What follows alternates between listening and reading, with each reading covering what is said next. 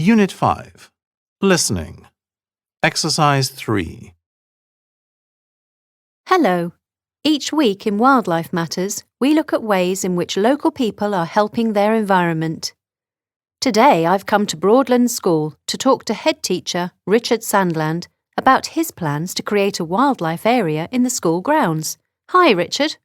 Hello and welcome. So what gave you the idea of creating a wildlife area? Well, there was a corner of the school field which wasn't being used for sports or anything else, and as nobody was looking after it, it had become a bit wild.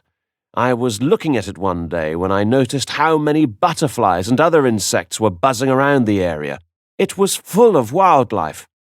I realized that if we did some work to make it even more attractive to wildlife, we could help our local environment while teaching the students about science and nature at the same time.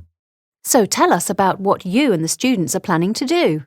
Well, firstly, we'll be cutting down a lot of this long grass. It's not particularly helpful to wildlife, and we want to encourage wildflowers to grow amongst the shorter grass instead, which will attract more insects.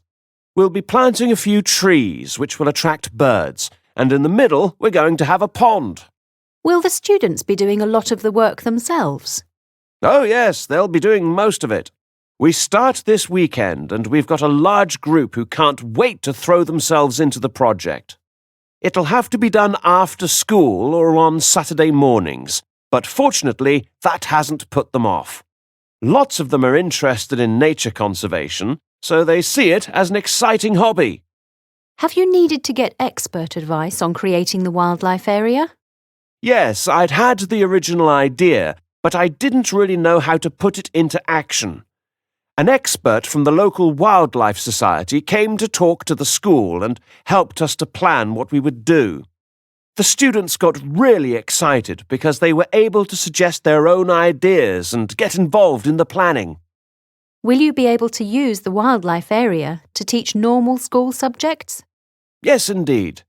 Education these days is excellent, but it's missing something.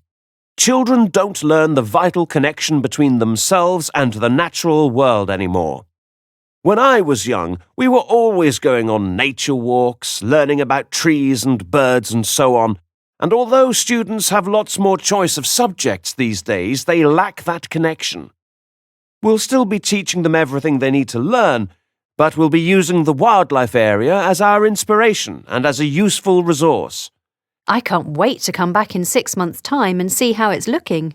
I hope by then we'll have transformed this area into a beautiful wildlife haven. The students will be able to give you a full report on everything we've attracted to the garden.